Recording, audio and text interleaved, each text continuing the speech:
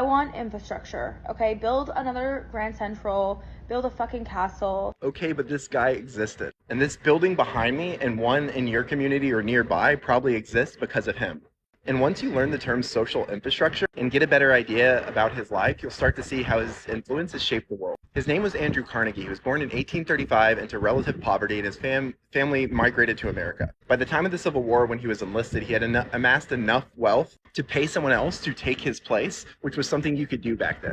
Now, although I'm going to say a lot of things about the positive influence he may have had on the world, just know that this guy was absolutely terrible for a good portion of his life. Like, while speaking about workers' rights and workers' wages, he also purposely hired someone at his company to suppress that very same thing within his company. And like, he partook in an industry where up to 9% of the workers would die in a given year in 1898. Like, that's if being a real estate broker was so dangerous in America that 40,000 people would die in real estate every year.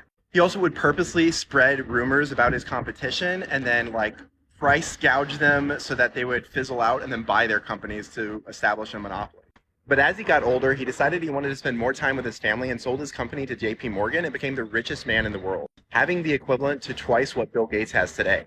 He would also go on to say things like, "A millionaire is just a trustee for the poor, entrusted for a season with a part of the increased wealth of the community, but administering it for the benefit of the community." So that once he retired, his goal was to spend the rest of his life donating his money towards philanthropic efforts and leaving nothing behind for his family. This is where the terms social capital and social infrastructure is important to understand. You see, he spent his whole life building out infrastructure, buildings and bridges and tunnels and things like that. But now he wanted to help build out social infrastructure. Robert Putnam, in his book Bowling Alone, coins this term social capital. Social capital is the added value of your networks and interconnections within a community. And social capital is shown to be one of the #1 contributors for being able to break out of poverty. That is to say, if you're poor but have strong interconnections with people outside of your class, you're much more likely to work outside of your class. And this is true of Andrew Carnegie. Yeah, he had a lot of ambition, he worked really hard, he was incredibly smart, but it was actually the mentoring of one of his bosses that helped him get ahead and go from being a worker to like a business person. Now, social capital comes in two types, bonding and bridging.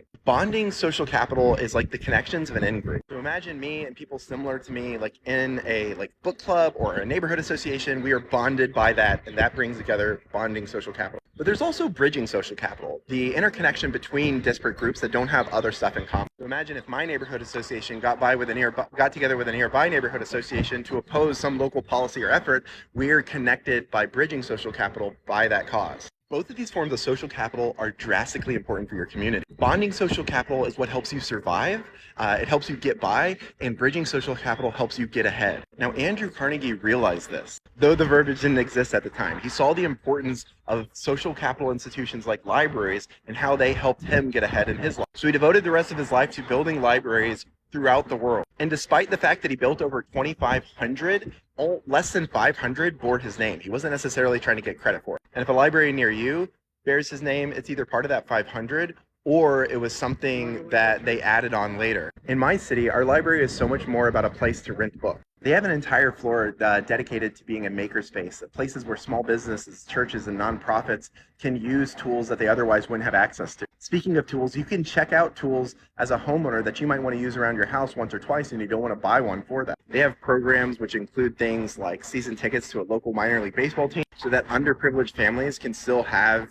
experiences with their kids they might not otherwise be able to afford. So if there's one library fan, it's me. They also offer subscriptions to helpful apps like Libby, where someone like me who is dyslexic can listen to dozens and dozens of books that I would not otherwise be able to afford. So if there's one Pikes Peak Library fan, it's me. If there's 0 Pikes Peak Library fans, it means I'm dead. But something we should point out is that the whole entire city should be thought about in the terms of social infrastructure. So much of the modern development pattern in America and throughout our cities is stifling to social capital. Every event we have with friends has to be carefully thought out and planned. Both the youngest citizens in our community and the oldest citizens in our community that can't drive don't have access to opportunities because our city necessitates a car for getting around. Wide sweeping parking lots and fast-moving wide streets in the center of downtown makes walking untenable, even places which would otherwise be walkable and enjoyable. We have to give props to libraries and other bits of social infrastructure, but they literally can't do enough to overcome some of the building patterns that we've accepted and codified into laws with our dangerous zoning pattern.